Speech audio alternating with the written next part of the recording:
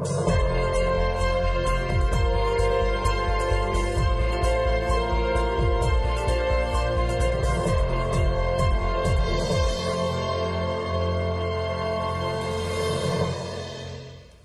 afternoon. We'll go ahead and call to order the regular meeting for the City of Murfreesboro Board of Zoning Appeals for March 30, 2011. The first item on the agenda is the consideration of minutes for our regular meeting on February 23, 2011.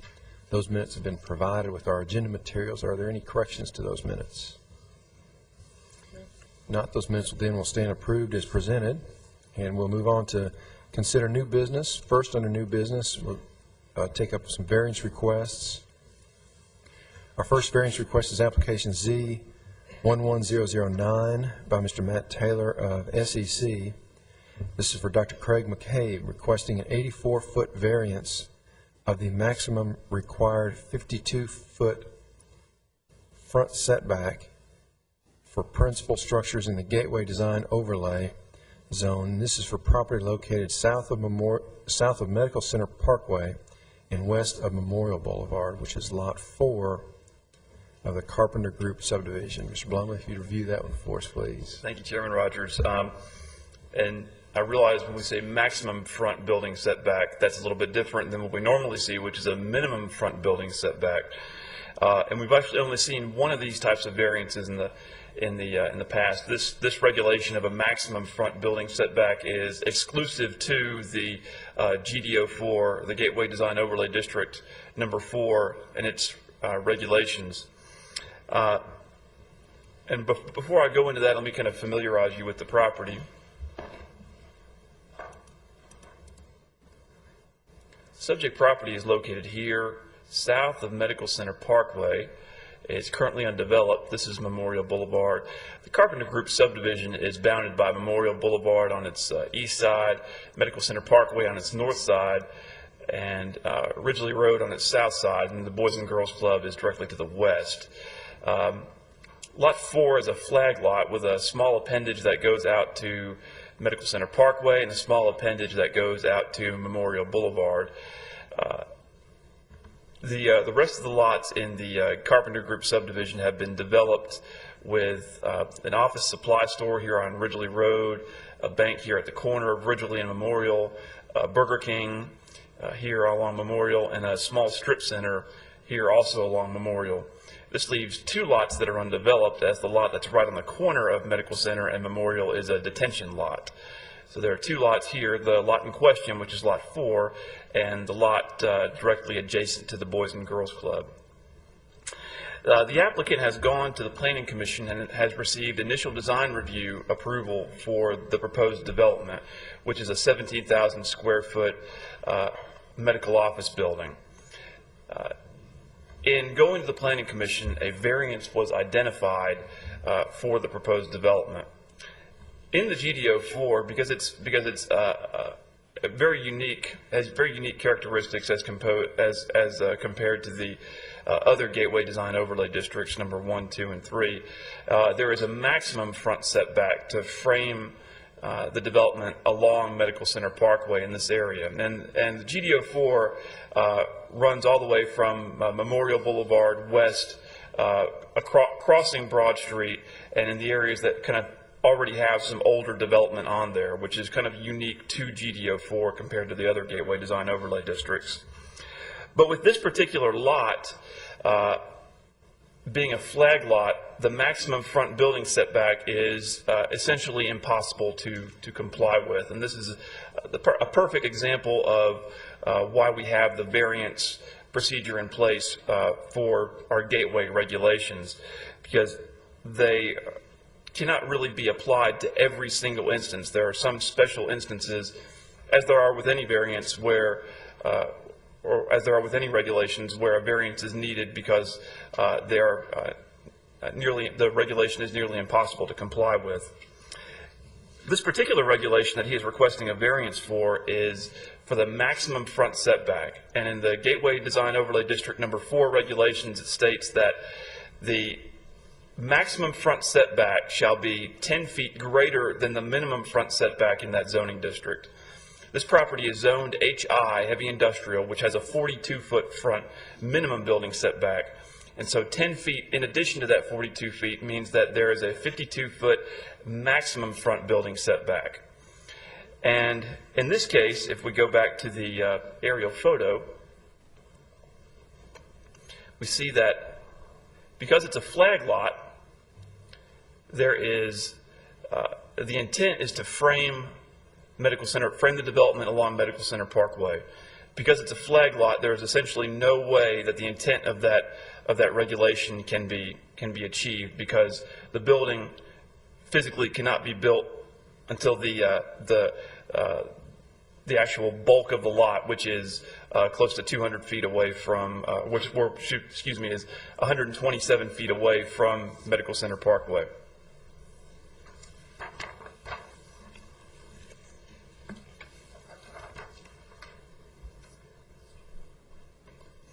In addition, you'll notice on the site plan that you have before you that there is a public access easement that where a existing private street is constructed upon, and that public access easement is 60 feet wide. So even if the applicant was able to meet the 52-foot maximum building setback, that would still be located. The building would still be located in that public access easement. And just for reference, on flag lots, the front property line is not considered the property line along the actual street. It's considered the property line that is most parallel to the street. So in this case, where I have the cursor, or where I have the arrow now, is considered the front property line. Because it's a flag lot, this is not the front property line along Medical Center Parkway, but this is the front property line. So 52 feet from that point would put the building in the middle of the existing paved access drive. And the building itself is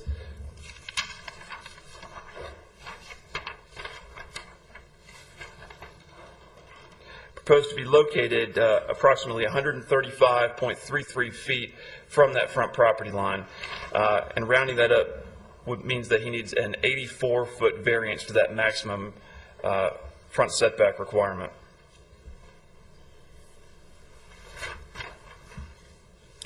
And also included in your agenda materials are some renderings of what the building would look like.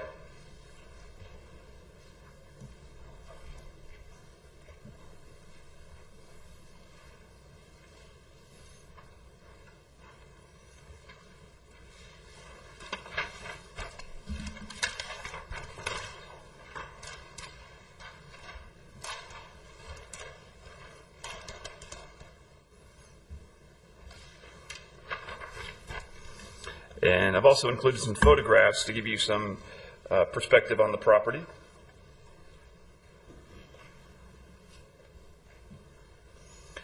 This is looking westward down Medical Center Parkway, and the Boys and Girls Club is back over here in the background.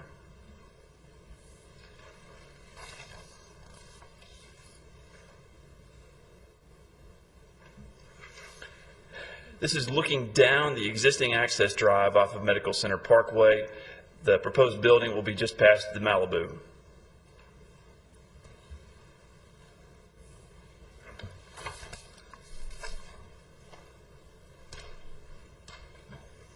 And this is looking eastward down Medical Center Parkway. You can see the detention area that is actually in between the subject lot and Medical Center Parkway. And once again, looking towards the subject property, which will be in the background, past the detention pond that's in the foreground.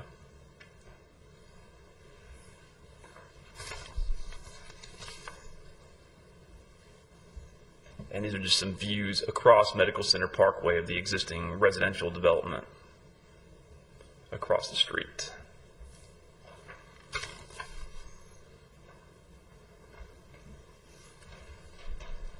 And also looking across Medical Center Parkway.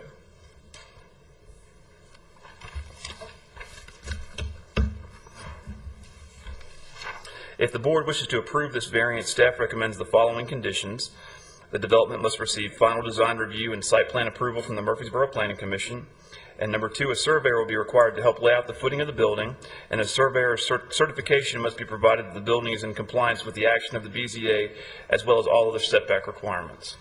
And as a side note, the Planning Commission at its initial design review of this project did not express any reservations about the applicant moving forward to the Board of Zoning Appeals for a variance, and they actually recommended him to do so. With that being said, I'll be happy to answer any questions, and Mr. Matt Taylor is here to answer any questions for you as well. All right, thank you, Mr. Blomley. Questions for Mr. Blomley? Thank you. Mr. Taylor, anything you'd like to add to the application? All right, then at this time we'll conduct a public hearing. Anyone present wishing to speak for or against the application, if you would please come forward. Seeing none, we'll declare the public hearing closed and open the floor for further discussions or motion. Chairman Rogers, if there's no discussion, I'll make a motion that we grant this variance request subject to all staff comments. Second. Have a motion and a second. Any further discussion? If not, all in favor say aye. Aye. Any opposed? All right, that application has been granted. I'll say this, that property really looked pretty rough for so long in the sense that that old factory was there, was it Chromalox or something like that, Chromalox? And then they tore it down. I think this looks like it's going to fit well there, and looks like it would be a nice addition aesthetically anyway to that area. Okay, good, thank you. All right, we'll now consider application Z11010 by Mr. Jamie Reed of SEC for W.R. Thompson Home Building. They are requesting a 15-foot variance of the minimum required 35-foot front setback for principal structures in a residential single-family RS-12 zone. And this is for properties located along the east side of Jose Way, more specifically lots 14 through 19 of the Celebration Cove subdivision. Mr. Blum, if you'd review that one for us, please. Yes, sir. Thank you, Chairman Rogers. As you mentioned, this is for 6 lots in the Celebration Cove subdivision, which is located on the south side of Osborne Lane. Celebration Cove is a relatively new subdivision. It was approved back in 04 and 05, and the plat was recorded back in December of 05. These 6 creek lots have are still not built on, and I'll show you an aerial photograph now. This was taken in May of 2010. It's this lot, this lot, this lot, this one, and this one. This one here at the end of the cul-de-sac has actually since been built on after this photograph was taken. But these 6 lots back up to Bushman Creek. This is the Meadowwood subdivision just on the north side of Osborne Lane. Huntington Place is to the south of Celebration Cove, and Huntington Place primarily accessed off of DeJarnett Lane to the south.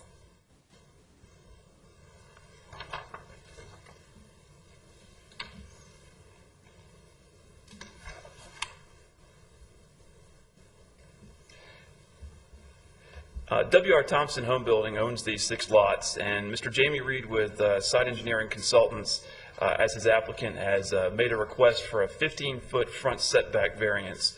The lots are currently in the RS-12 zone, which requires a 35-foot front setback. The applicant has made a request in order to reduce the front setback down to 20 feet, and the reason why he is doing this is because the FEMA flood maps have since shifted the floodway of Bushman Creek over a number of feet that make the building envelope a lot shallower for these 6 lots. And so it's the contention of the applicant that the lots will be very difficult to build on with the reduced depth of the building envelopes. And that is the reason why they are requesting the front setback variance. The applicant's engineer also maintains that the 2007 maps, the current FEMA maps that were adopted in January of 2007, about a year after the plat was recorded, Mr. Reed also contends that those maps are erroneous. in that the 1999 maps, which were in effect at the time the subdivision was platted, are actually correct. He says that the floodway of Bushman Creek, which is an area that no development is allowed in the floodway. The floodplain is different. Development in the floodplain is allowed, but development in the floodway is not. And Mr. Reed contends that while the floodway in the 1999 maps was centered correctly over Bushman Creek, it's been erroneously shifted westward, encroaching further onto these lots, whereas it should not have, whereas that should not have occurred according to the applicant. The applicant's other alternative, as opposed to going to the Board of Zoning Appeals for a front setback variance, would be to make application to FEMA for what's called a letter of map change. And the letter of map change is a more involved and a more lengthy process than he is willing to, or than he is wanting to move forward with at this time, especially because he has it's my understanding that he has a buyer on one of the lots that he wants to go ahead and start construction on one of the houses. So he wanted to move forward in reconciling this issue at this time, as opposed to going ahead and filing the paperwork with FEMA. And if we could go to the overhead, the area that is in the light blue with the light blue speckled area is actually, that's the floodplain. And the floodplain, you can build on the floodplain, but the pink area is the floodway, and you cannot build on the floodway. So you see, here's Jose Way right here, and you take away the 35-foot front setback, and what's remaining between that pink area and that 35-foot front setback is what he has to work with right now as far as the depth of those lots to build those houses. In his letter to the board, the applicant indicates that the depth of the building envelopes for the 6 lots ranged from 70 to 70.7 feet under the 1999 flood insurance rate maps, and under the current flood insurance rate maps in 2007, the building envelopes have reduced depths of 53.9 feet to 70 feet, depending on which lot we're talking about.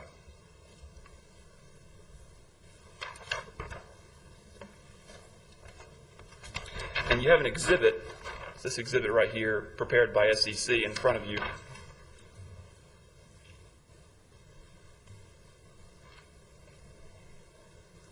And what he's done with this exhibit is he has overlaid the 2007 and the 1999 floodways onto this plat of the property.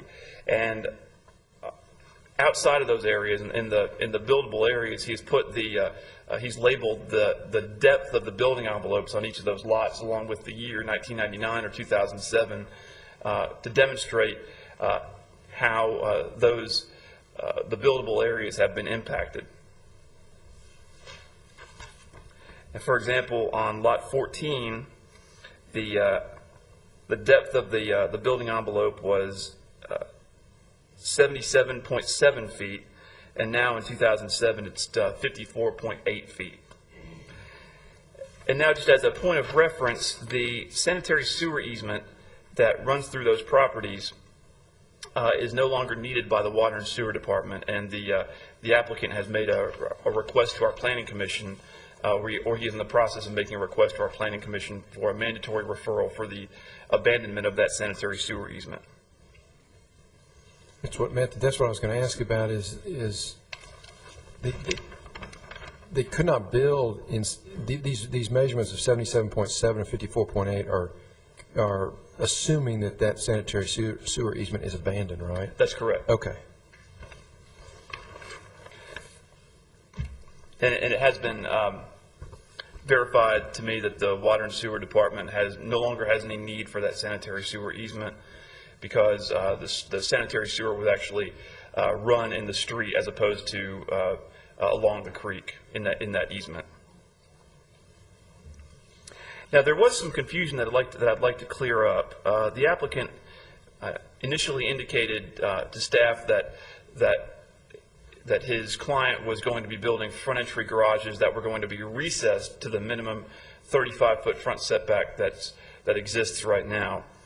Well, I did receive a call from a member of the Homeowners Association who indicated to me that front entry garages were prohibited altogether in that subdivision by the covenants. Now, of course, the covenants are separate from the city regulations, and we do not enforce the covenants. But I brought that to the attention of Mr. Reed, and Mr. Reed researched that and found out that that was correct, and he talked to his client, and he said that his client had no intention of building front entry garages there to begin with, and that was just a miscommunication that occurred. So he has written a letter that you have in front of you stating that all 6 lots, and I'll go ahead and read it. The developer, W.R. Thompson, has stated that there will be no front entry garages. All garages will conform to the established restrictive covenants that include side entry garages. The lots are wide enough to accommodate the proposed house footprint along with driveways for the side entry garages.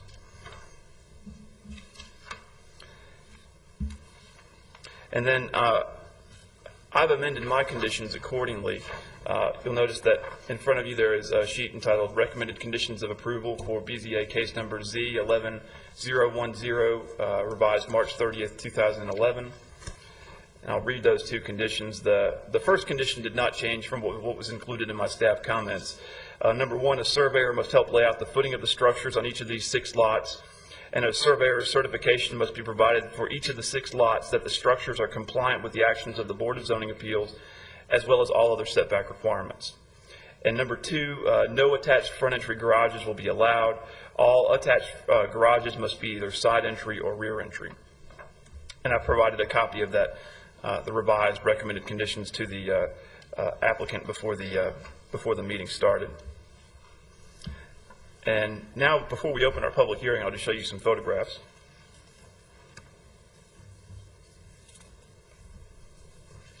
This is looking north on Jose Way.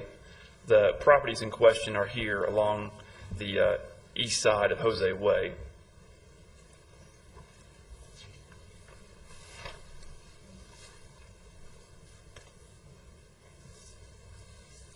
This is just looking back on those lots that are the subject of the variance request. And Bushman Creek is back here behind this tree line.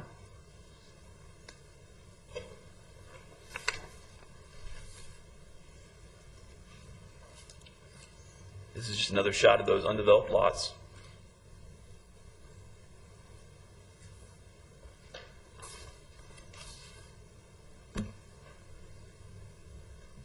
And once again, looking north along Jose Way, this is that new house that was built at the end of the cul-de-sac, the northern end of the cul-de-sac.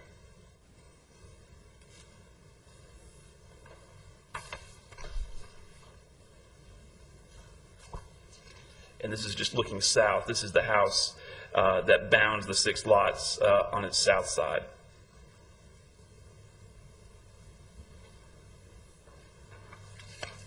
And with that being said, I'll be happy to answer any questions before or after the public hearing. And Mr. Reed is also in attendance if you have any questions for him. All right, thank you, Mr. Baum. Questions for Mr.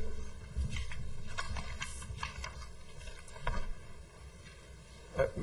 Matthew, you know, I guess one of our options we could consider would be to grant the application as it pertains to some of the lots and not all the lots, but that probably wouldn't be a preferred way to do it, because then you, I guess, have the possibility of having staggered houses as you go along Jose Way. You would think you would want to set the boundary not according to the creek floodway, but according to the Jose Way street. I think it probably wouldn't be desirable to anybody, that the applicant or the neighbors, to have certain lots of these 6 lots be up closer and other lots be further back, to look in disharmony with one another. Okay. Any other questions for Mr. Blomley? On lots 15 and 16, it looks like that the sewer easement that's going to be abandoned is kind of replaced by the floodway. Seems like those couple of lots might have been affected by, might have had to have this variance anyway, or might have still had the need to adjust as.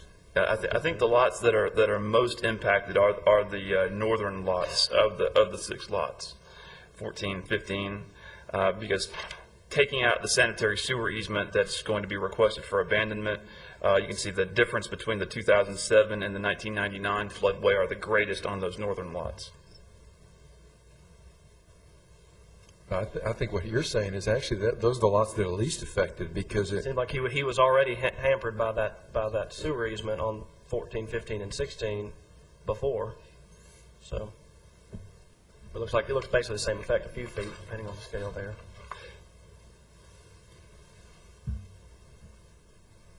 That's fine, just observation, I guess. All right. Thank you, Mr. Bomley.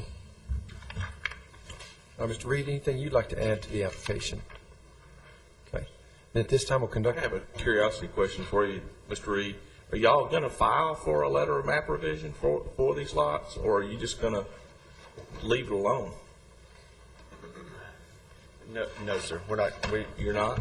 Well, because even if we file, if that's not assurance that they will come back in and give us that area. And the owner had one of the main reasons the owner had a couple of pre-sales on a couple of those lots, and when he come back to, reviewed, the bank come back and found that the floodways had moved. Sure. And if you look, a lot of those maps, like they're saying, 14, 15, and 16, they'd moved in excess of 20 feet. That's the areas where you can't fill, or you put your house up, but you can't fill any back there. Right. So those are mostly, the ones impacted.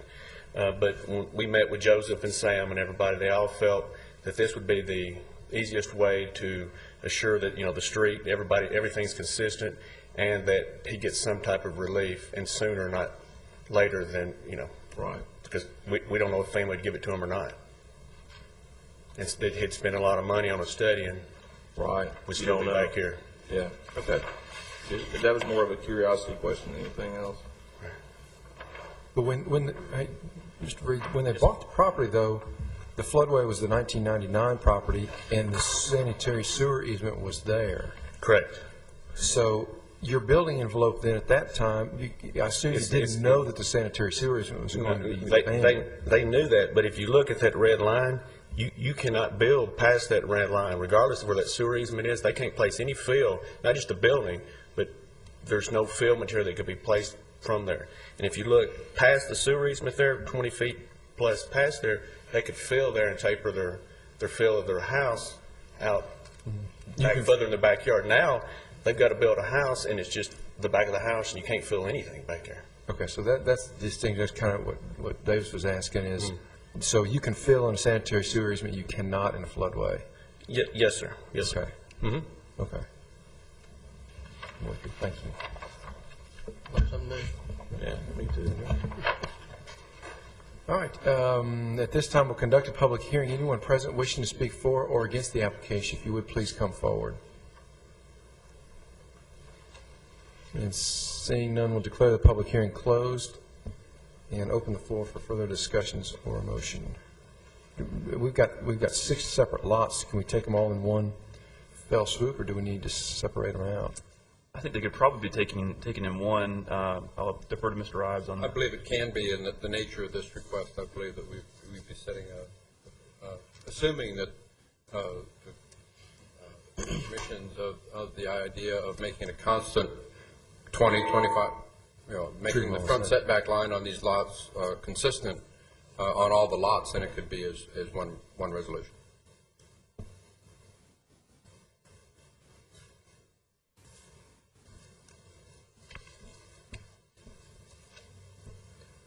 If there's no discussion, I'll make a motion we approve the 15-foot variance subject to the amended staff comments. I'll second. We have a motion and a second. Any further discussion? If not, all in favor say aye. Aye. Any opposed? All right, Mr. Reed, that application has been approved.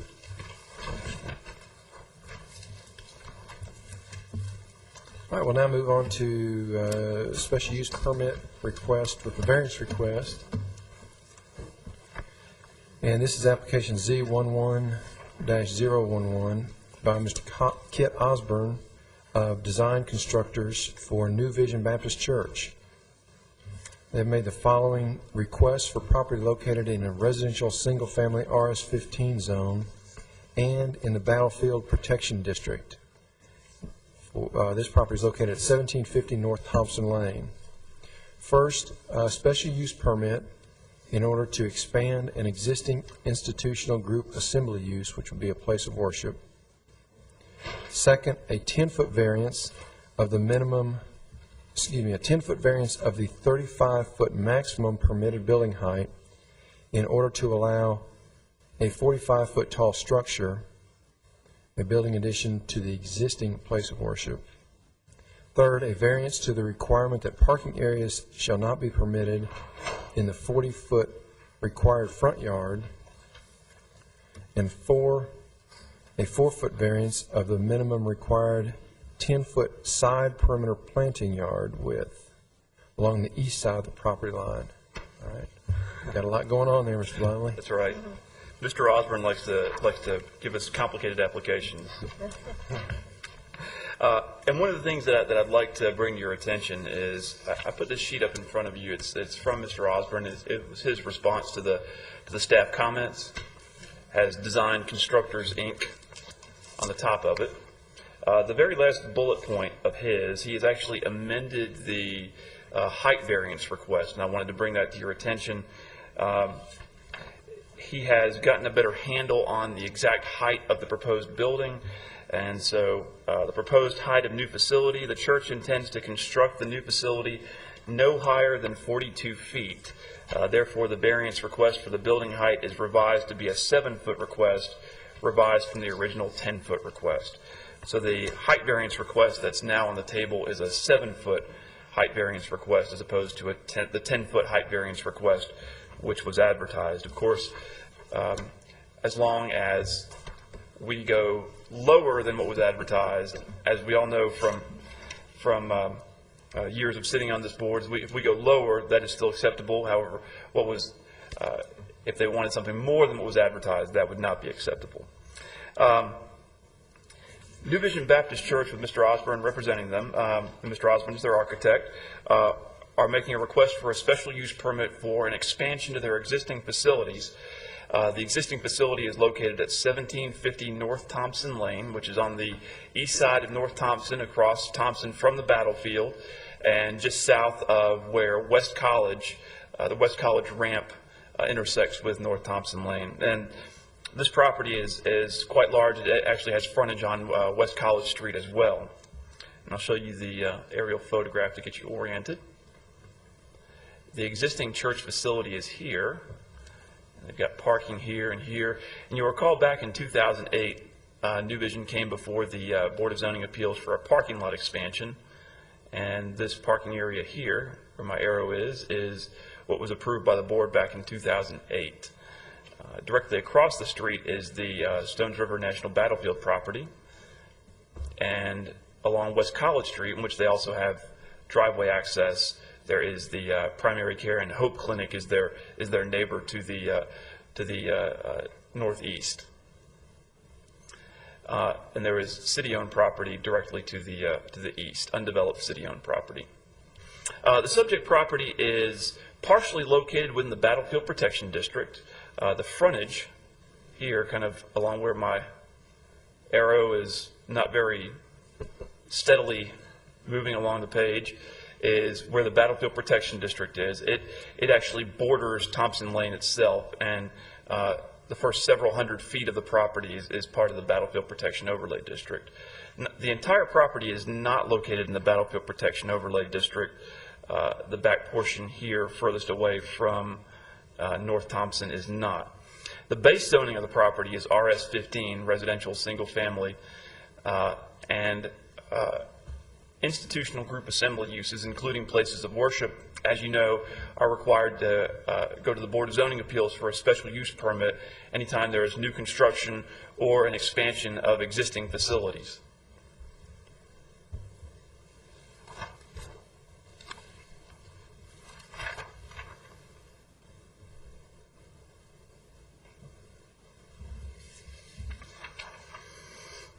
The existing facility is 63,272 square feet. And they had actually been to the Board of Zoning Appeals several times in the past for expansions over the course of the last 10 or 15 years. The original plans were actually approved in the county before this property was actually annexed. I believe it was annexed in 1994, and Rutherford County approved the plans either in 93 or early 94 before the church was actually the church property was actually annexed into the city limits. So all of the special use permits that have been before the Board of Zoning Appeals have either been for building expansions or parking lot additions, as the original church itself was approved in the unincorporated county. The existing sanctuary seats 950 people. They are proposing to build a 49,866 square foot addition. That would be phase 1, which is this area here, which would be just to the northwest of the existing building. And there will also be a smaller 1,200 square foot building expansion that will be in this area here. And they're requesting approval, a special use permit, to include both what they're calling phase 1 and phase 2.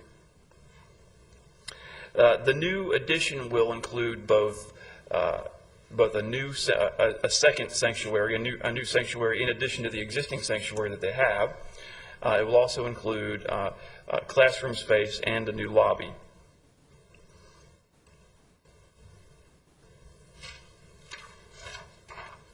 And I'll come back to that in a moment, that particular exhibit, when I go over the variances.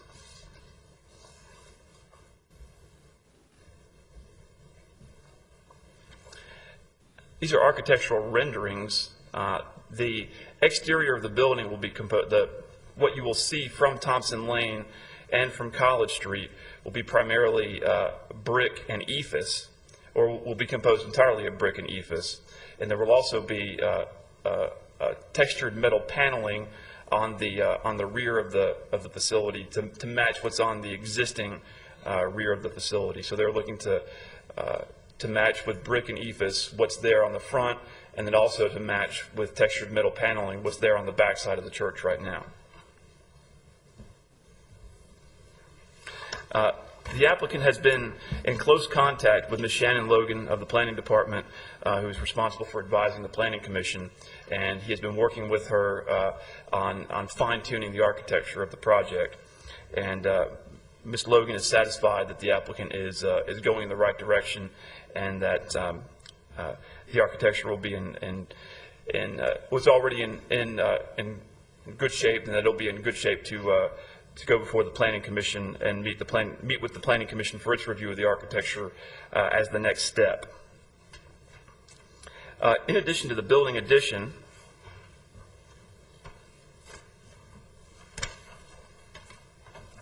the applicant is also proposing to build a parking lot expansion and rework some of the existing areas of the parking lot.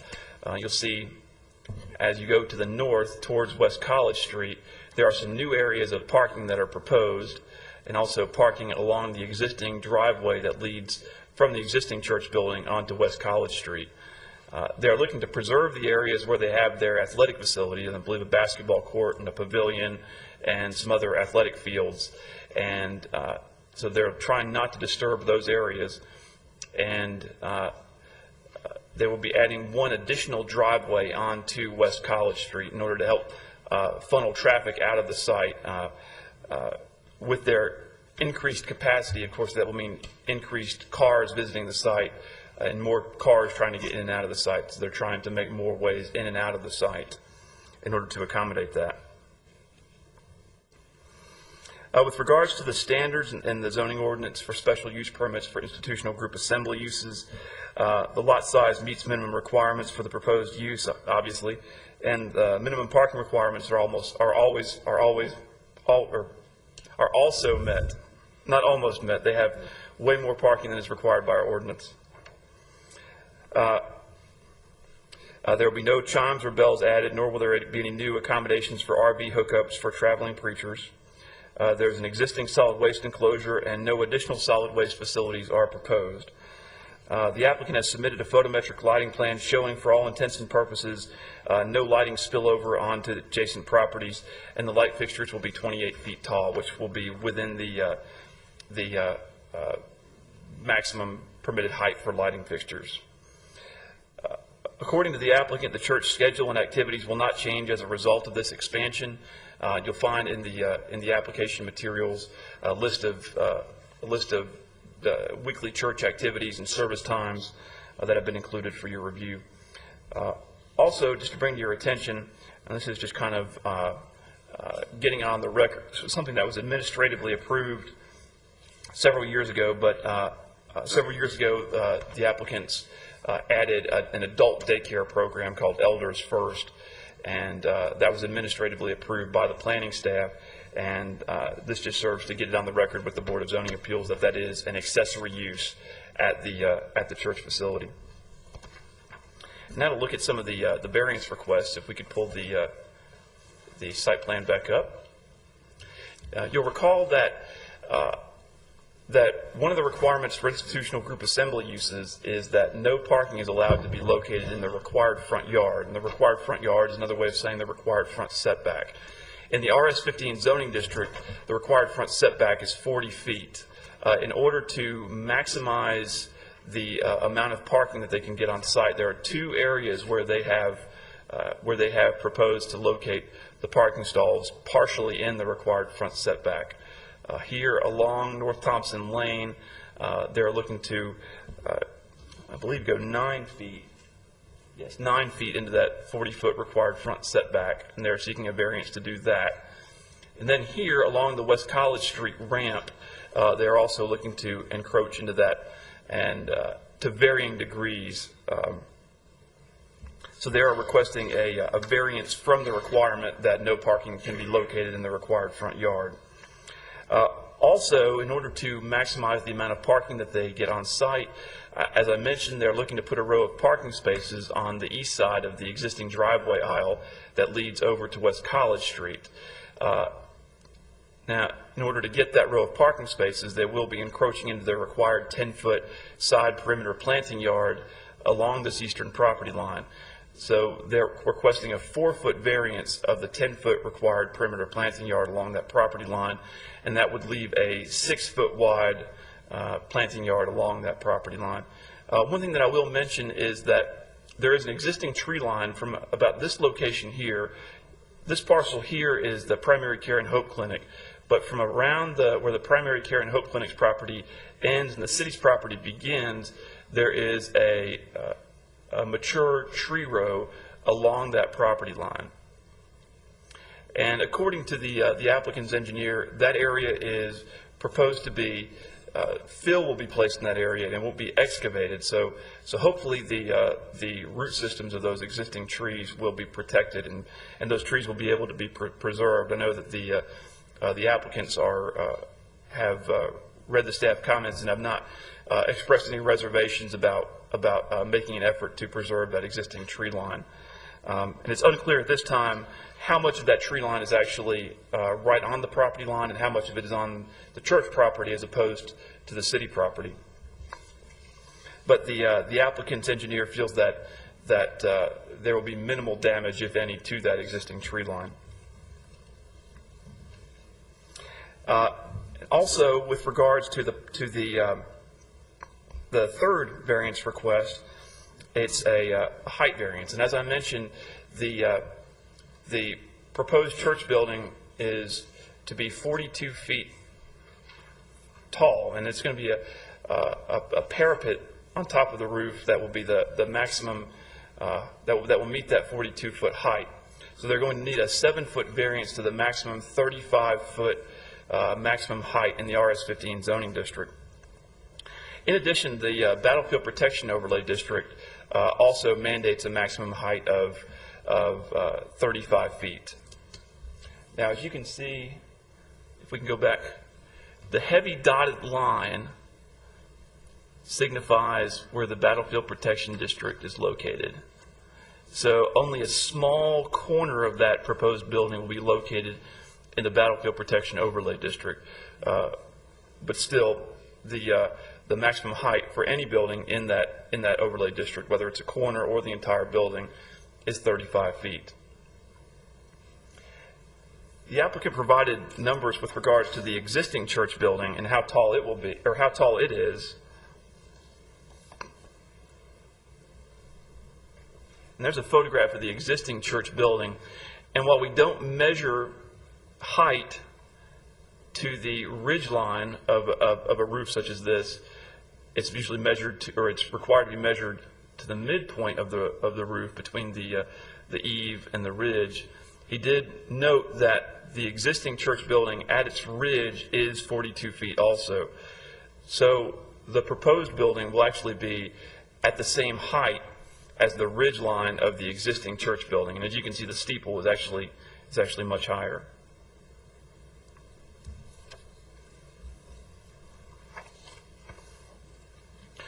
Also, with regards to the height variance request, the majority of the property to the east of the subject property and to the north is zoned commercial highway or light industrial. Both zoning districts carry with it a 75-foot maximum height. So this particular property is kind of unique. The portion of the property outside of the Battlefield Protection District, it's kind of unique because it is still zoned RS-15 in an area that's predominantly industrial or commercial. With the exception of the portion that's in the Battlefield Protection Overlay District, if this portion was zoned the same as nearby properties, commercial highway or heavy industrial or light industrial, the 42-foot maximum height would not be an issue, as I mentioned, with the exception of the portion that's in the Battlefield Protection Overlay District.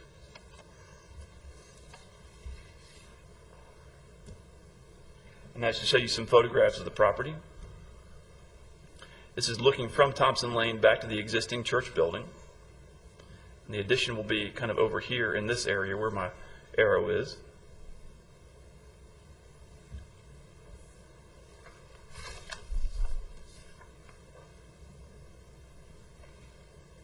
It's looking back at the existing parking lot on the southern end of the property. This area will be largely unchanged.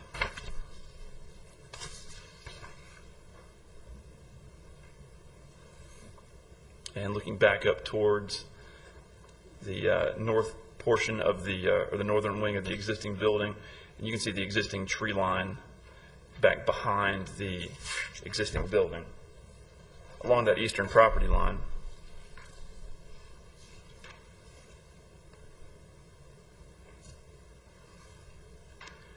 And this is the area north of the main access drive, the new parking area that was built several years ago.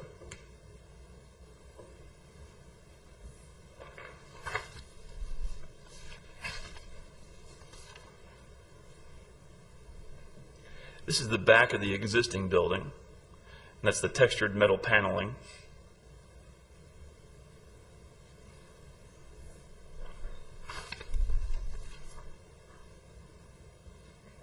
This is the back of the classroom addition, I believe. Is that correct, Mr. Osborne?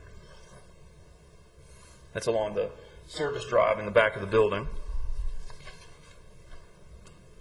And once again, this kind of provides you with a look at the existing tree line behind the existing building.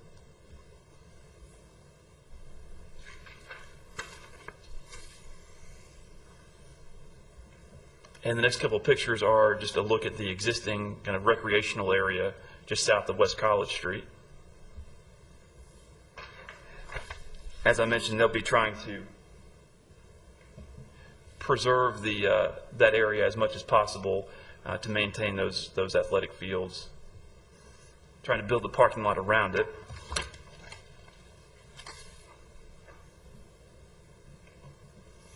This is the existing drive onto West College Street, and you'll see some portable toilets right there.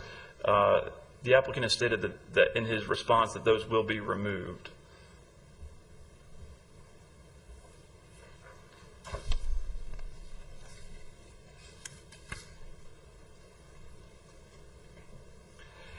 This is the Primary Care and Hope Clinic, which is right across the property line to the east, fronting on West College Street.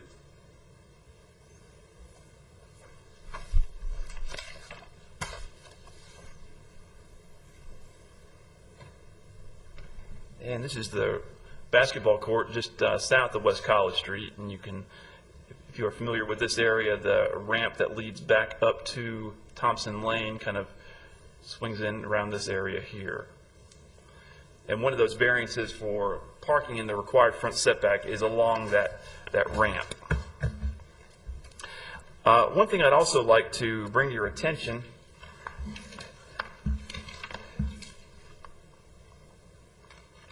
is that I placed a letter on your desks from Mr. Stuart Johnson, who is the superintendent of the Stones River National Battlefield.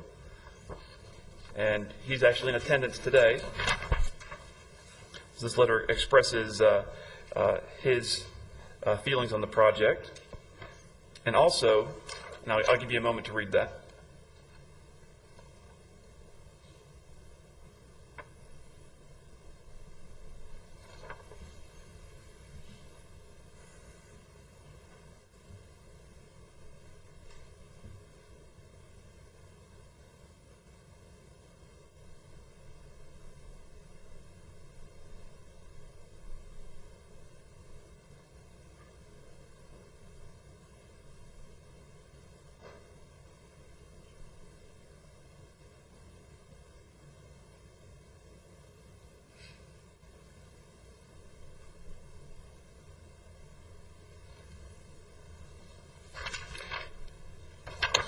And also, you'll see that on your desks, I've also put a set of revised conditions for you for this item, and this is case number ZI-11-011. And these are the recommended conditions by staff if you approve the special use permit. Those conditions are for the special use permit. The Planning Commission must grant site plan approval for the proposed development, and as a function of its site plan review, the Planning Commission will also have final architectural review of the building, and all building orientation requirements must be met to the satisfaction of the Planning Commission. As I mentioned, the planning staff feels that the applicant is definitely going in the right direction with the architectural materials and elevations, and as with any project, the Planning Commission will need to review the architecture for final review with the site plan. And number two, I have modified comment number two. Number one did not change from what I had in the staff comments, but number two, I'll read the new comment aloud. The landscape plan will be subject to the final review and approval of the city horticulturist. To the extent possible, appropriate measures must be shown in the plan and executed in the field during construction to preserve and not damage the existing tree line located adjacent to the eastern property line.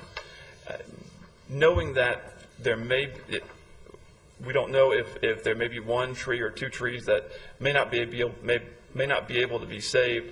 What we want them to do is we feel that tree line it's important to save as a part of the landscaping on this property, and that but knowing that it might not be 100% able to be saved, what we're asking to do is have it conditioned upon them having their plan approved by the city horticulturist, and that plan showing measures to be taken to protect those existing trees so that to the extent possible they can be saved.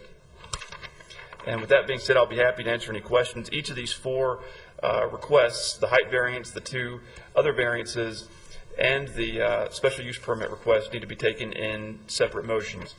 And Mr. Osborne is here, and he's actually got a brief animated presentation to show you, to kind of give you a better feel for what the property will look like if the special use permit is approved and they get to construct the addition. So, Mr. Osborne.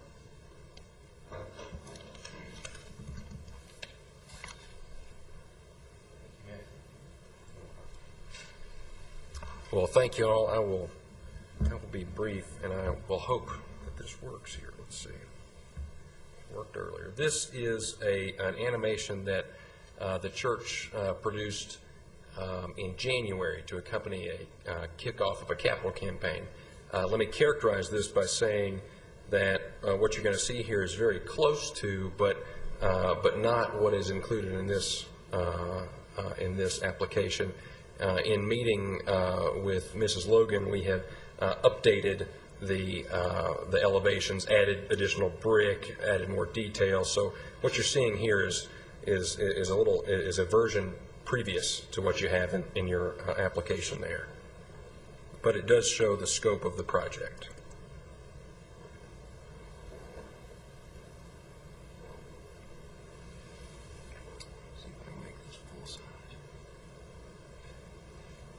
So that's a view of the entry canopy. This is what would be facing Thompson Lane. And again, this is an area where we have added additional brick and detailing.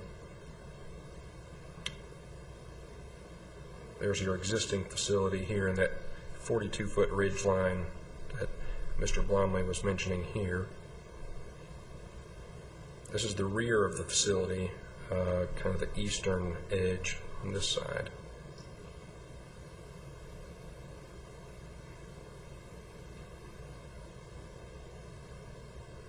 And this just panning back out towards Thompson.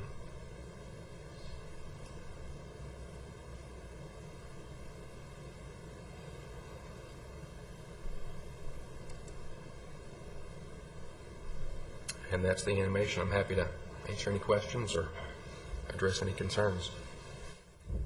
All right. Thank you, Mr. Osborne. Questions for Mr. Osborne? Can you show me on there where the 45-foot peak is going to be Sure. on the animation? I'll show you. Let's see.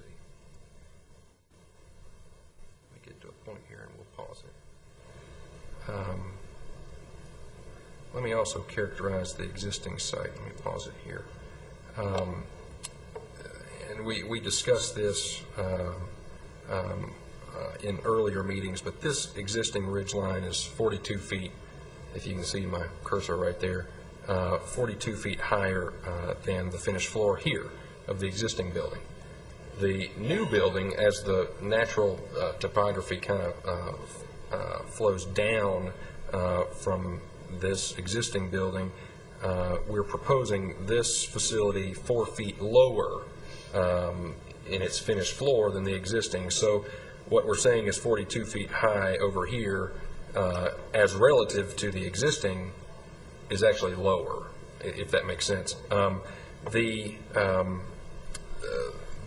area that may be 42 feet high is this parapet line right here.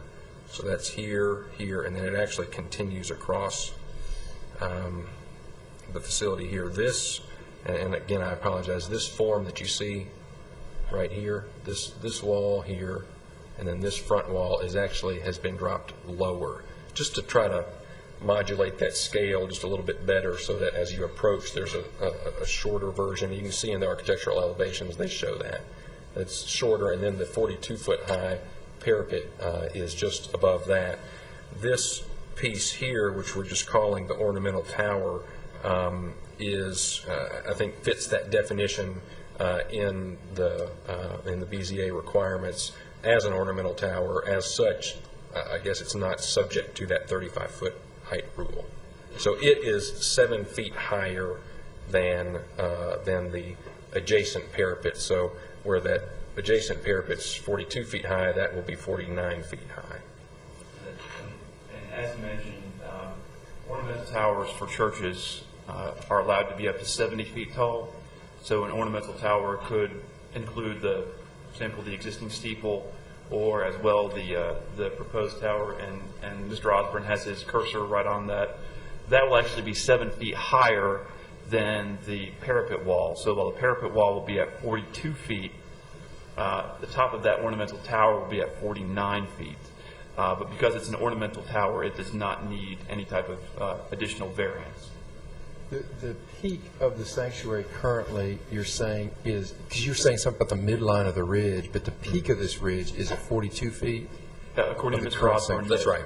That's right. And so the tops of these parapets would be 45 feet from the finished floor elevation, but the finished floor elevation is 4 feet lower than what the sanctuary is. No. He scaled his request back to a 7-foot variance. So from grade to the top of the parapet wall, the tallest or the highest point of the building will be 42 feet. Okay.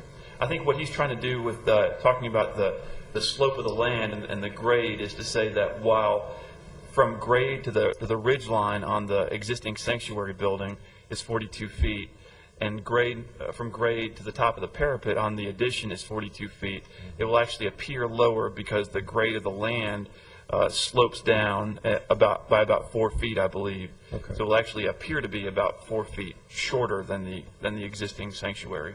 Okay. Let me also just, and I don't know that this necessarily matters, but the Battlefield district line cuts across kind of where the drive-through canopy is shown here, and then across the front corner of this, so that no park that we are proposing here exceeds that 35 feet that is within the district. And I know that's just an arbitrary line, but we did try to be sensitive to that. Great. Other questions for Mr. Osborne? All right, thank you very much. Thank you. Mr. Baume, what is the city's plans for that property that is to the south of New Vision? Do they have any plans right now? Is it part of the Gateway? It is in the Gateway Design Overlay District number 3.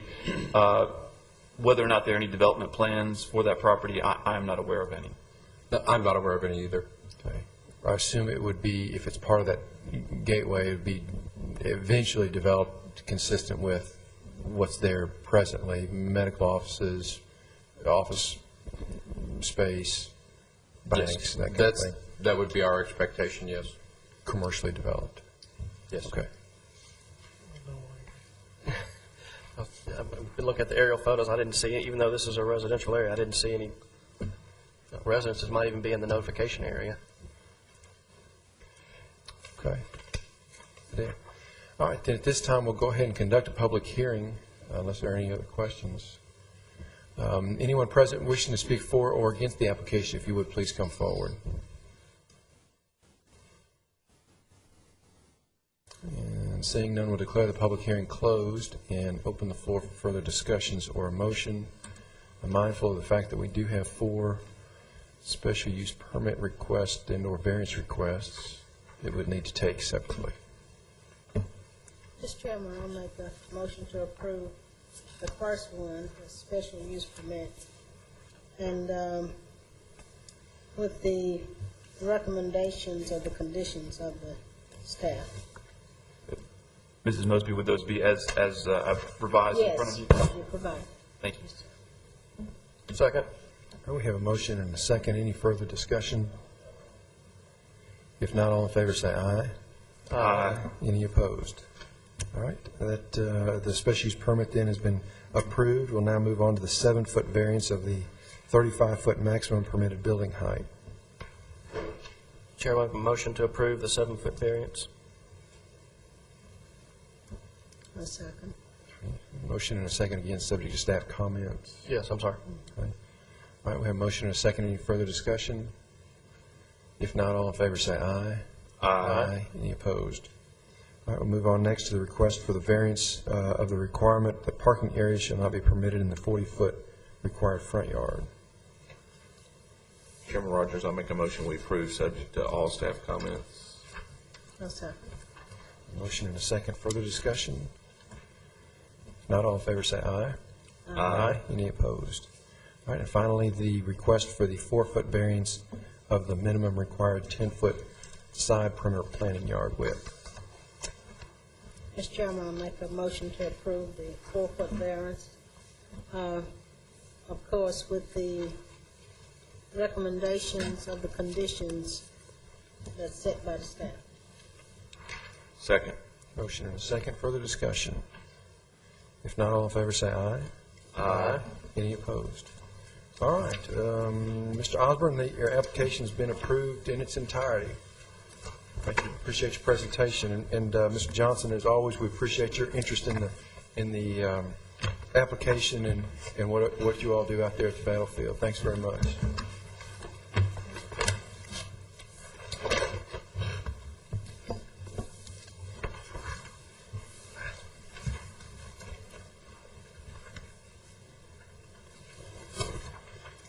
All right, we'll now move on to special use permit requests. Under that, we have application Z11012 by Ms. Debbie Wall for B&B Fireworks, requesting a special use permit in order to operate a temporary outdoor vending establishment, a seasonal fireworks retailer, in a commercial highway zone. And this is for property located on the southeast corner of South Church Street and Southeast Broad Street. Mr. Baumley.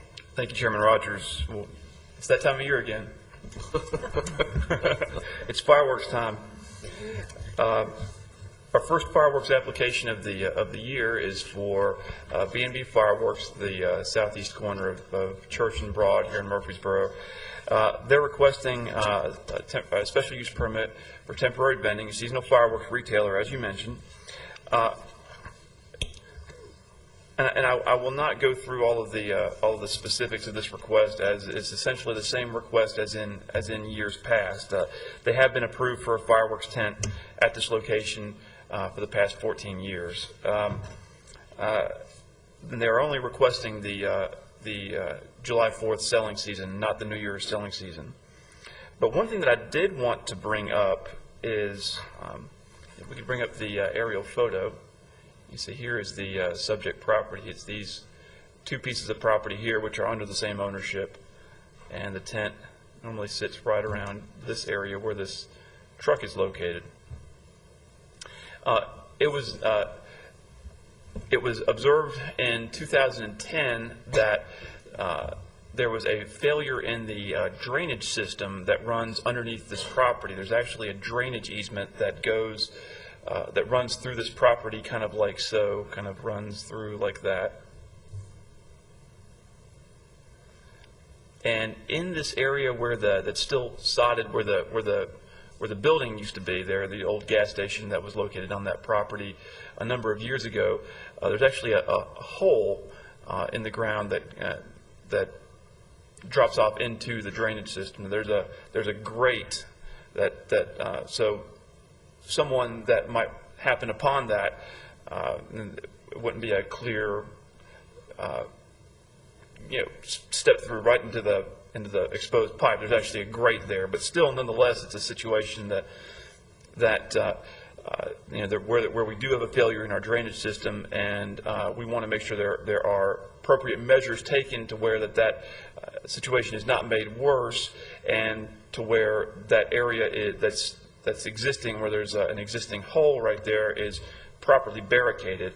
Now, there was previously a barricade on this property that had fallen into some disrepair. Just this week, our engineering department has gone back out there and reestablished that barricade so that that hole is not, that hole and that above that pipe is no longer without any type of barricade around it. So they have reestablished that. And our city engineer has indicated to me that he will erect even additional measures, such as barrels and other measures, to make sure that area is noticeable and that no one happens to happen upon, for lack of a better word, that hole. But as I mentioned, that has been repaired, and we will make sure that is repaired, or that is in good repair. Prior to the start of the July 4th fireworks selling season.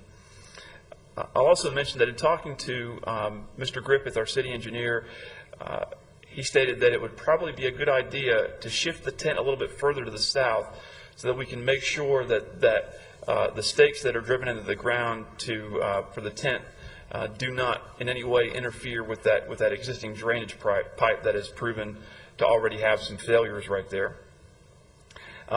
And so I made contact with Ms. Wall, the applicant, and she has no problems whatsoever with shifting that tent further to the south. And we've recommended that it be shifted 15 feet further to the south so that those stakes are free and clear of that drainage easement entirely.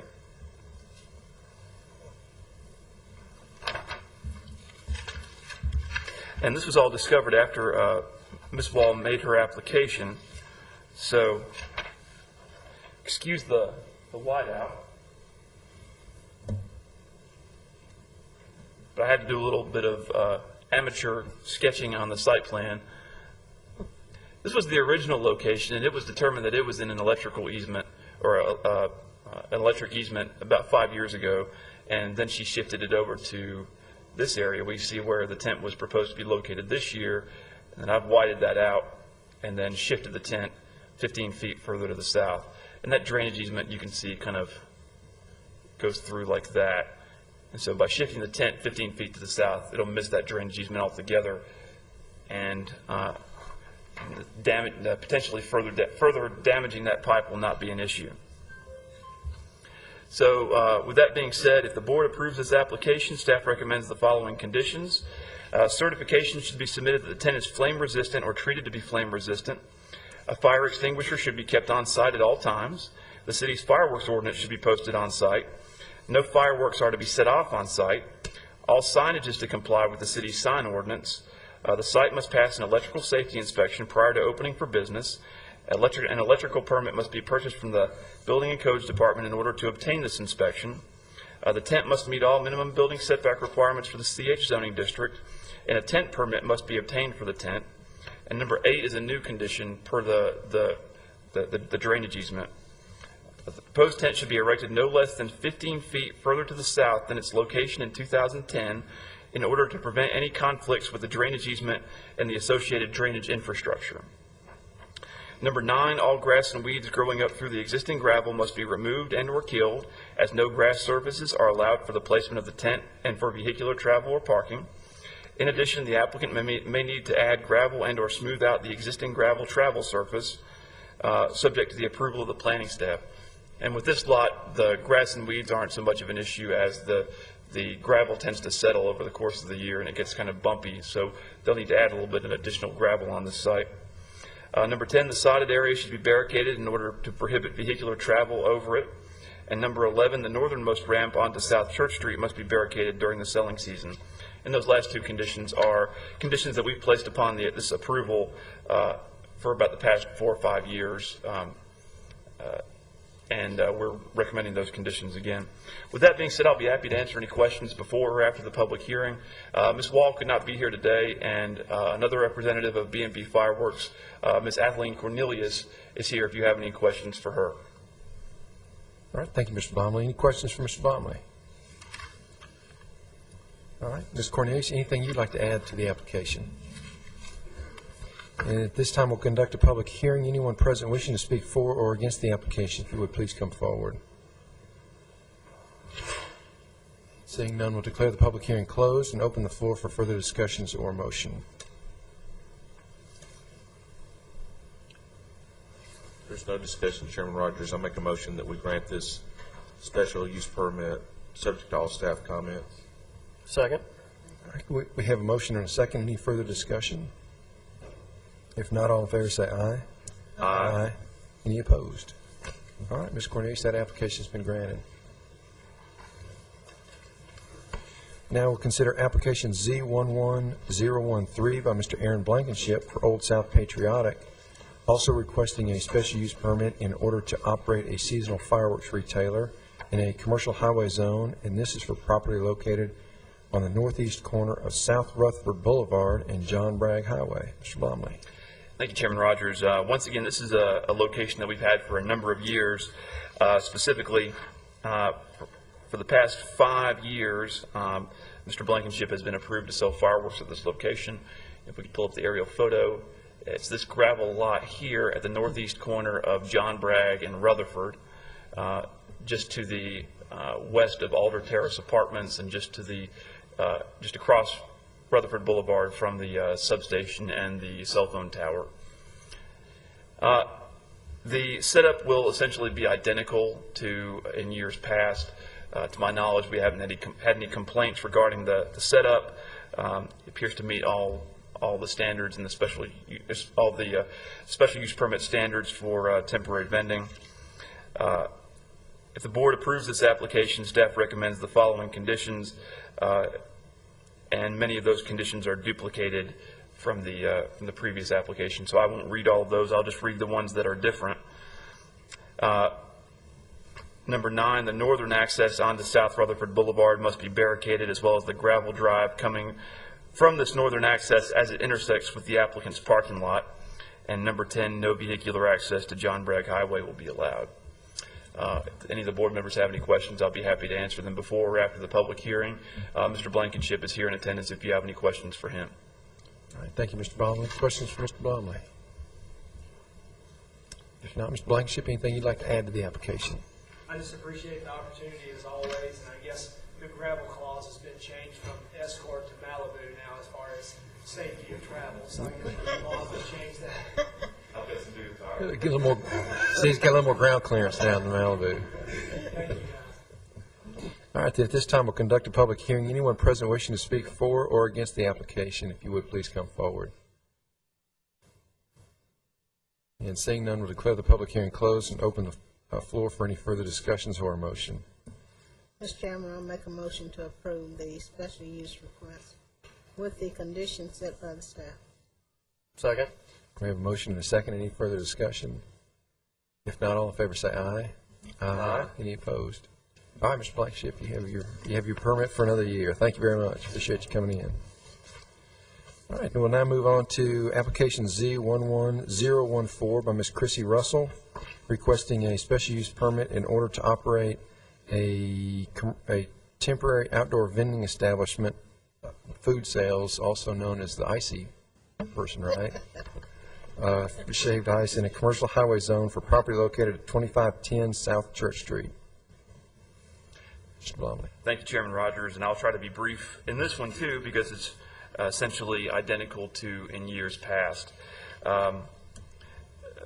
Ms. Russell has been approved for the for her shaved ice trailer there for the past 5 years, I believe, and as time has gone on, she has kind of fine-tuned the time frame that she is that she requests.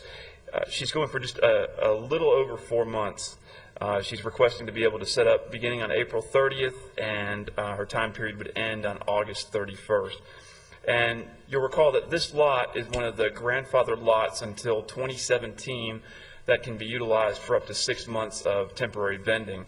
There are only about 5 or 6 of those lots in the city, but this is one of those lots.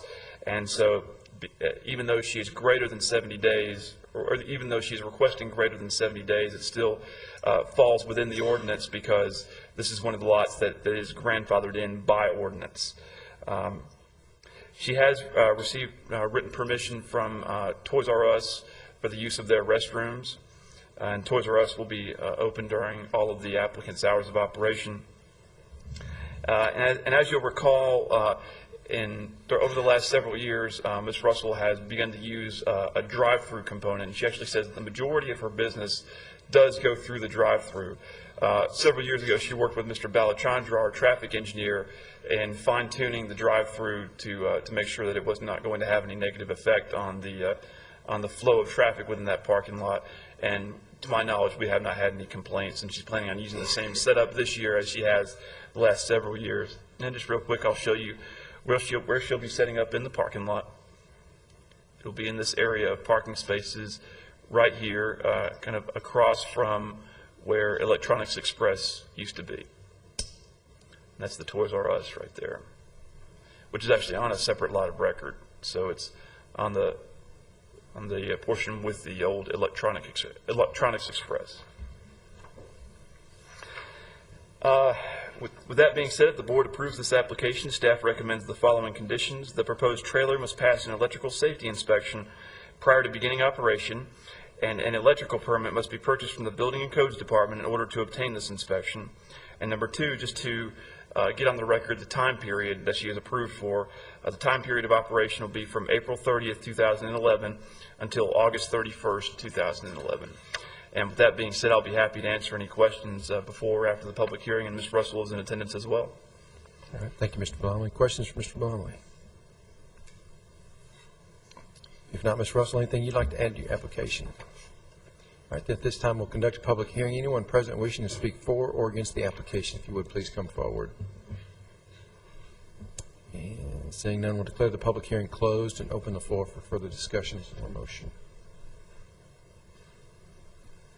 Mr. Chairman, I can make a motion to approve the special use permit, subject to the staff comments. I'll second. Motion and a second. Any further discussion? If not, all in favor say aye. Aye. Any opposed? All right, Ms. Russell, you have your special use permit.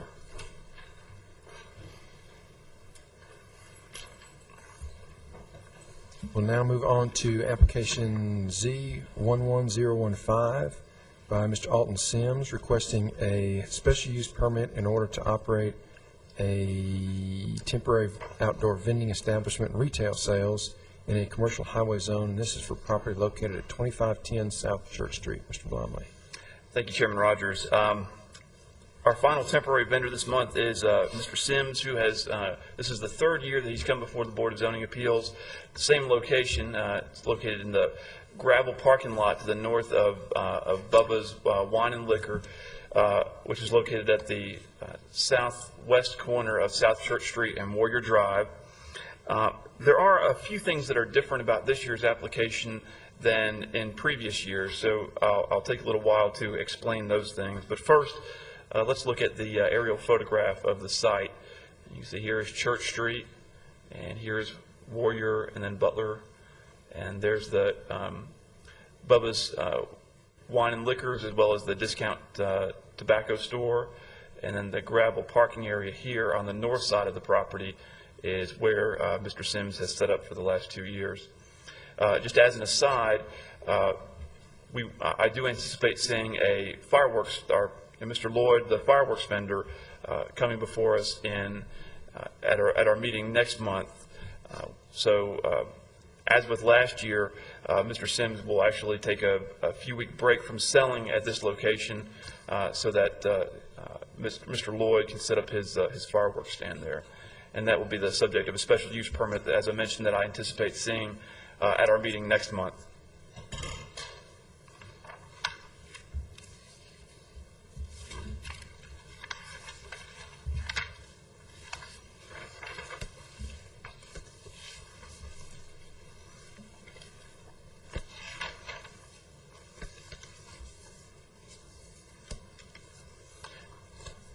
Previously, Mr. Sims had 2 tents out there, and those 2 tents were really the only facilities that he had out there other than his truck and trailer, which were parked here.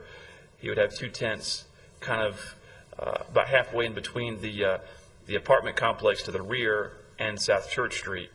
What he is proposing this year is for the 2 or 3 days that he will be setting up there during the week, and as you can see in the calendar, he'll primarily be setting up on Fridays, Saturdays, and Sundays, sometimes Fridays and Saturdays, sometimes Saturdays and Sundays, but the days that are listed on the calendar in your agenda materials.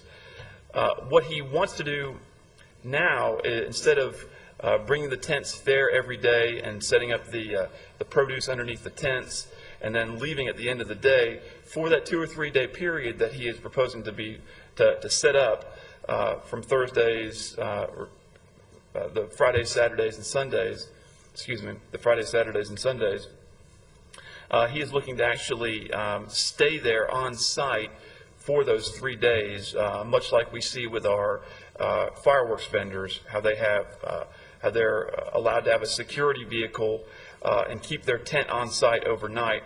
That is what he is proposing to do in this instance. And you'll notice on the site plan, if we could pull that up, we have 2 tents, 2 10-by-10 pop-up tents, and then in between the 10-by-10 pop-up tents, he's requesting permission to have a 19.5-foot camper trailer there, and I've got some photographs of that. There's some photographs in your agenda materials, and I'll put those up on the overhead in just a moment. But for those 2 or 3 days, the tents will remain up overnight and during the day, and the camping trailer will be there also, and Mr. Sims will live in the camping trailer those 2 or 3 days and use that as his security vehicle. And then at the end of those 2 or 3 days, he'll pack up the tents and the merchandise in his camper trailer and go back home for the next 4 or 5 days until it's time for him to come back up to Murfreesboro for the next 2 or 3 days of sales the following weekend.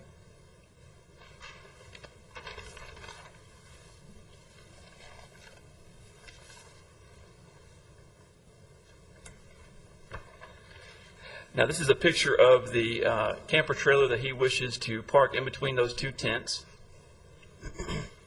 And one thing that I will mention is that it does have a bathroom in it. The Bubba's Wine and Liquors bathrooms are not open the entire time. And of course, he's requesting to be open on some Sundays, and the liquor store is not open on Sundays. And so on Sundays, he would use the bathroom inside of his camper trailer for customers and employees who needed to use the restroom. So that would be his restroom facilities on Sundays when the liquor store is closed. You will notice on the page of my staff comments with the recommended conditions, we did have some issues of non-compliance during last year with Mr. Sims' operation, and then when those were brought to his attention, he did address those. But and I will just read this paragraph. The board should be aware that the applicant did not fully comply with his approved special use permit in 2010. It was brought to staff's attention last August that Mr. Sims had 3 to 4 tents on site, while he was only approved in his application for 2. In addition, it was observed that Mr. Sims was leaving his tents up last year overnight when they were supposed to be set up in the morning before 8 a.m. and broken down at the end of each business day. He is attempting to remedy this problem by staying on site in his camper during the 2 to 3 day selling period each week, so that he does not have to break down his tents at the end of each business day, only at the end of the 2 to 3 day selling period. I'll also mention that the applicant is looking to expand his hours of operation. Before he closed at 5, now he's looking to close at 7. And he's not, as with last year, he's not requesting any type of electricity. He'll just be open during the daylight hours and will not need a generator or a connection to any type of temporary power source. So if the board approves this application, staff recommends the following conditions. The time period of operation will be from April 29th, 2011 until October 31st, 2011 on the days indicated on the submitted calendar. Number 2, in addition to the minimum required 42-foot front setback, all tents must meet the minimum required 20-foot rear setback as well. And I included that in there because since he's moving his tents back, he's proposing to get a little extra parking up front towards South Church Street. So he's moving his tents back on the property, and so we just want to make sure that he also meets the 20-foot setback off of the property line adjacent to the apartment complex as well, so those tents don't crowd that apartment complex. And with that being said, I'll be happy to answer any questions. Mr. Sims is here available to answer any questions as well. All right, thank you, Mr. Bomley. Questions for Mr. Bomley? Got one quick something I mentioned. I know I guess it was the city that put in a berm there to keep people from coming off Warrior Drive through there. There's still a little track that goes through, even though it's been remedied some. There was a little track that I guess people, where there's a will, there's a way. Where people are driving kind of around. You got to get through even before you get to the berm, coming off Warrior Drive, cutting through that lot there some. So I don't remember if I know we mentioned it some. I don't know if it was a connection with a special use permit and a fireworks tent or something. But in years past, before the city constructed that landscape berm, whenever we would have a temporary vendor set up on this gravel area, we would require that area be barricaded. But since the city installed that landscape berm in the Warrior Drive right-of-way right there, we have not required that to be a condition of approval. okay, Even though it appears from there's your testimony some that tire people are tracks still that's abusing been it. used some there. Yeah. So I just thought I'd mention it. Thank you. Mr. Blomley, the argument for allowing him to keep a trailer here is, I think you mentioned in your comments, was that in essence that's the same as a fireworks vendor does? Yeah. The type of equipment the type of equipment that's required to be moved at the end of each day is any movable piece of equipment. So a trailer, anything on wheels is required to be moved at the end of the day. A tent does not have to be required to be moved at the end of each day unless required by the Board of Zoning Appeals. And also, our zoning ordinance makes provisions for a security vehicle to be on site overnight to protect the materials that are in a tent, and very similar to what we see at the fireworks stands. So what he's requesting falls within what's acceptable in the zoning ordinance and the standards for temporary vendors. The other question that I have is, was he open on Sundays in the past, and if so, what was done in the past with respects to not having access to the liquor store in the restrooms? I think that was something that in the past it was my my omission for not realizing that the liquor store was not open. I guess that shows how often I go to the liquor store, but I was not aware that. I think the applicant would like to answer that, too. So. Mr. Sims? Come to the podium. Yeah.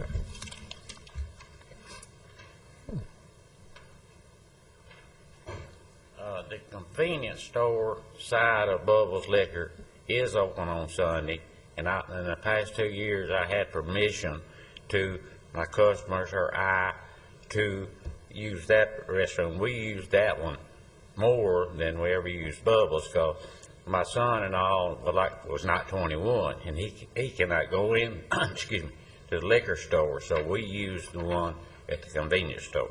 So you still have their permission to do so? Yes, we do. I'm actually a little bit unclear about that because there's a separate business owner who operates the discount beer and tobacco store, and Ms. Hudson, or excuse me, Ms. Fry owns the property and she owns the building, and she operates the liquor store. But there's a separate tenant in the discount beer and tobacco store. So I'm a little bit unclear as to whether or not that particular business has given written permission to use their restrooms. I guess at this point, it's a mute issue if they're going to, if we're going to allow them to use the trailer during that time as part of this application. And that's why I didn't make an issue of it in my staff comments, Right. because if I saw the trailer as meeting that minimum requirement. I'm just going to say, I've never been a fan of temporary vendors. We got one right now on Greenland Drive that's right next to a brand new Subway. Subway looks great, and we got a temporary vendor right next to it, and anyway, I don't really want to go there, but I do not want to start setting a precedent of having a trailer sitting out with a temporary vendor, and this is their out for not having to break it down. I understand the thought process, but I think we're going down the wrong road, in my opinion.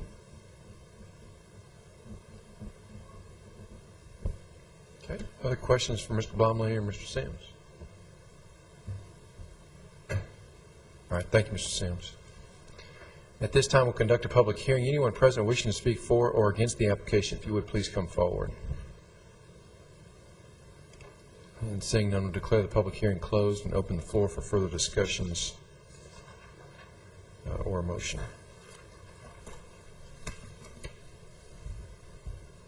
I'll make my comment not as part of a motion. I don't have a problem with the temporary vendor and what is being sold.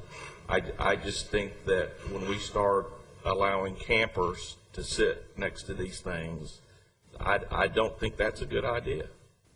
And I don't think it's a good alternative from a restroom use either. So,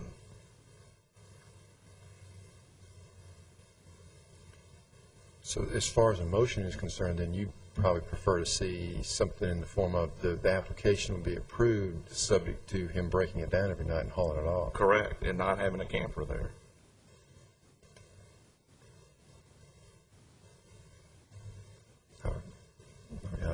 From my standpoint, I think that sounds good to me. I agree with that. I agree. with that. Then I'll make a motion that we approve this temporary vendor application and then, but with the thought process is that we're going to, as in the past, we would break it down and have specific arrangements made with respects to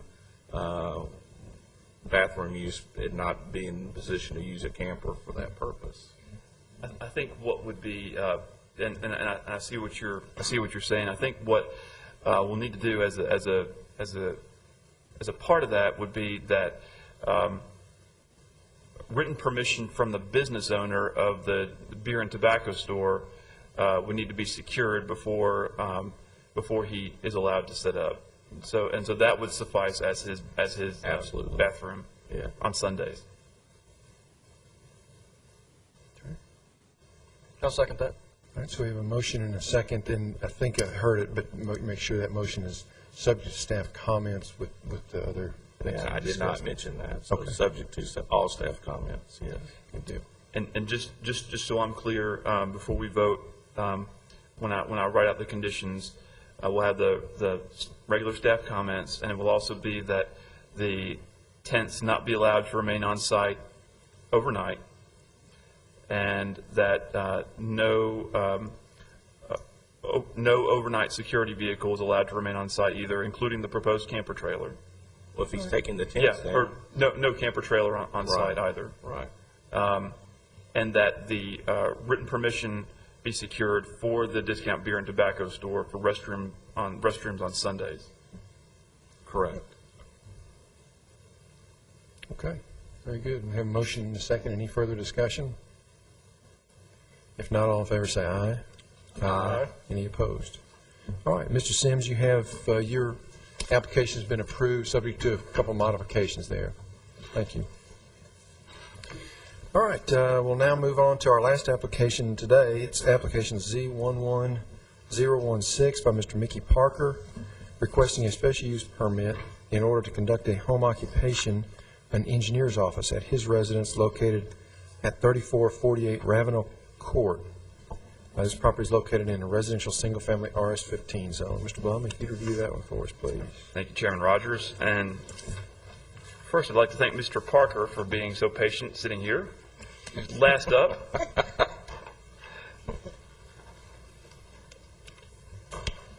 Now, I joked with him before the meeting that he is a consulting engineer, and that if he was here for a client, he could have been billing all this time. Can bill himself?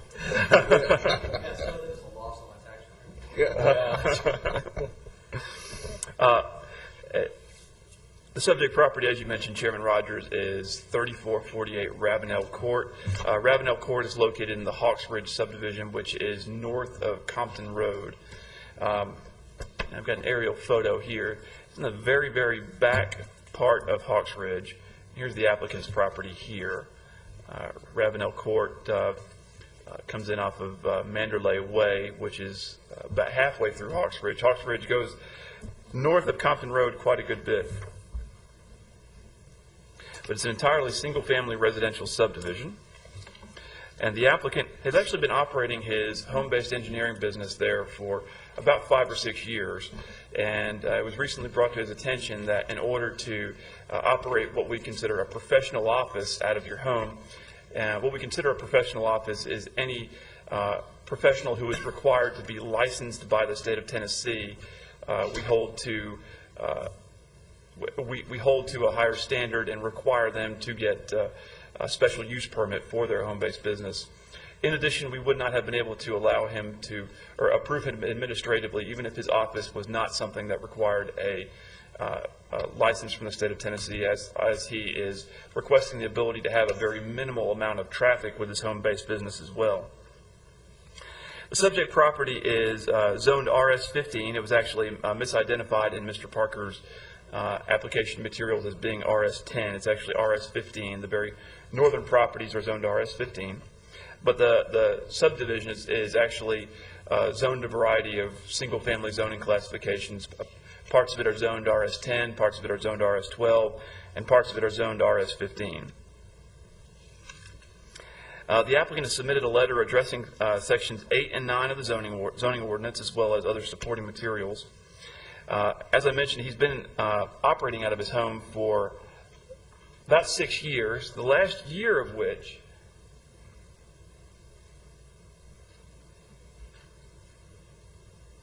have actually been out of an addition that he built on the back of his house about a year ago. So this addition here on the back of his house, half of it is for his home office, and half of it is for his, it's just a screened-in porch. Now, Mr. Parker is a structural and civil engineer. He has very little client traffic coming to his house. Most of his meetings with clients take place off-site, and he has said that he'll actually have at the most 6 meetings with clients at his house per year. So it'll be a very, very infrequent occurrence.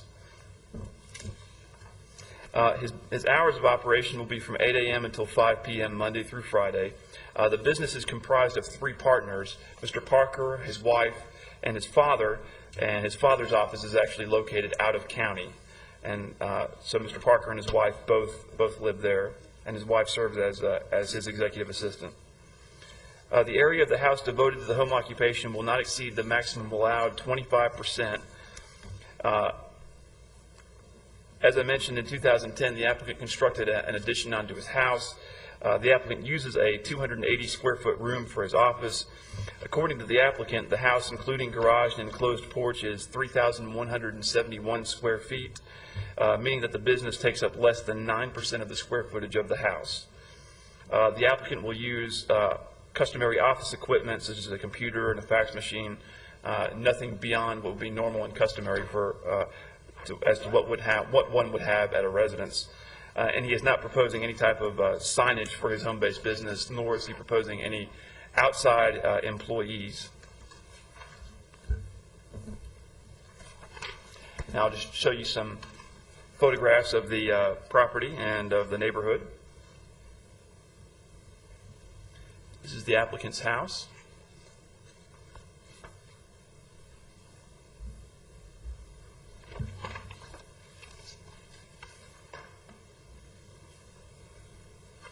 This is the side of the house, and this door is actually the door that leads into his office.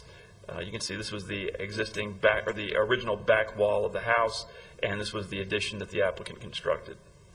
There's actually ingress and egress into the office from both inside in the garage and from the side of the house, which is what you see in the photograph.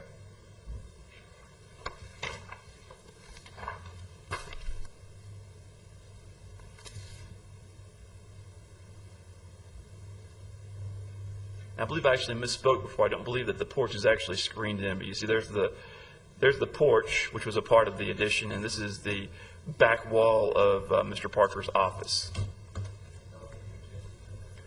No, that's what it pays to be 6'3", standing above the fence.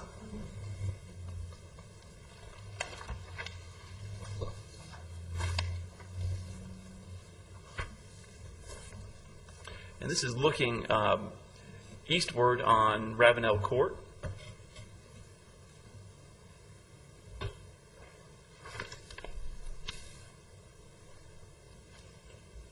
This is looking westward into Ravenel Court to the end of the street, the cul-de-sac.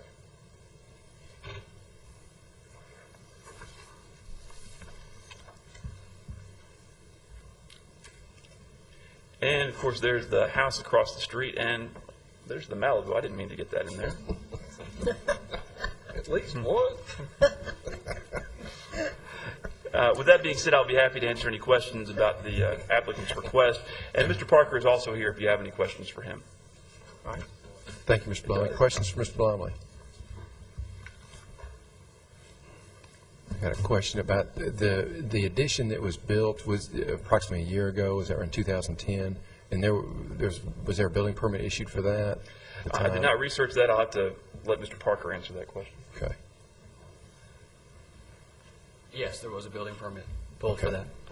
And at the time, it was described as being just a... The 280 square feet really serves as a combination of my little corner of the office and the much larger portion for my wife's scrapbooking room. So it's really kind of a home office / crafts room. And originally the reason we started construction was to get kind of an interior space with some dogs, to build that crafts room. And at the time I had an office and an upstairs bedroom, but with the addition of a third child, it's a little too much, so I needed to give over for the bedroom and move the office out to that little addition. Okay. All right. No?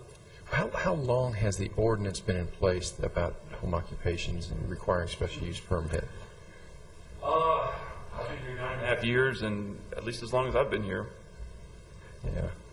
And I'm just kind of curious, how did this come up? Matthew or me? It was brought to my attention that Mr. Parker was operating out of his house by another department, and so I made contact with Mr. Parker, and he promptly made application. He was unaware of that fact, and or he was unaware of what he needed to do. And so as soon as I brought it to his attention, he met with me and he said, I'll get in by the March BZA deadline, which he did. For what it's worth, Mr. Chairman, I'm primarily a structural guy, and as I didn't have any signs or those traffic or anything that normally I am aware of would cause problems for zoning, I just wasn't aware that it was a step I needed to go through. But like Mr. Blomley said, as soon as he brought it to my attention, I made all due application. And I think that's fair because, like you said, only if he was something that didn't require a licensure by the state of Tennessee and it was operating business out of his house, it wouldn't require a special use permit. Is that right? Right. It's the two factors were not present.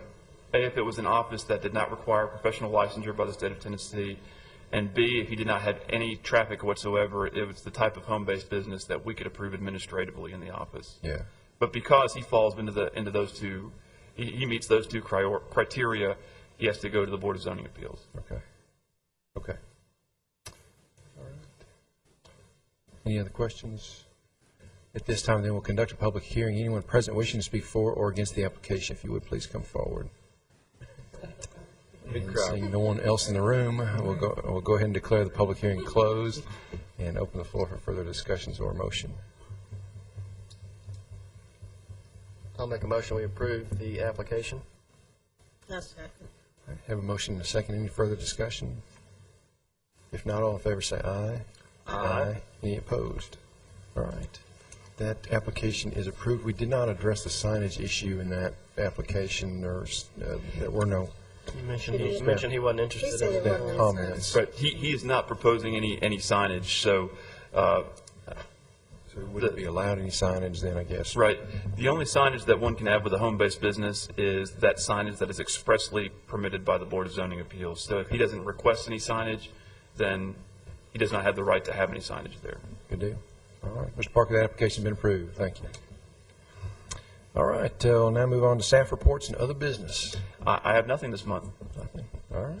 Any other business from the members? Nothing here. Nothing there? All right. Then we are adjourned.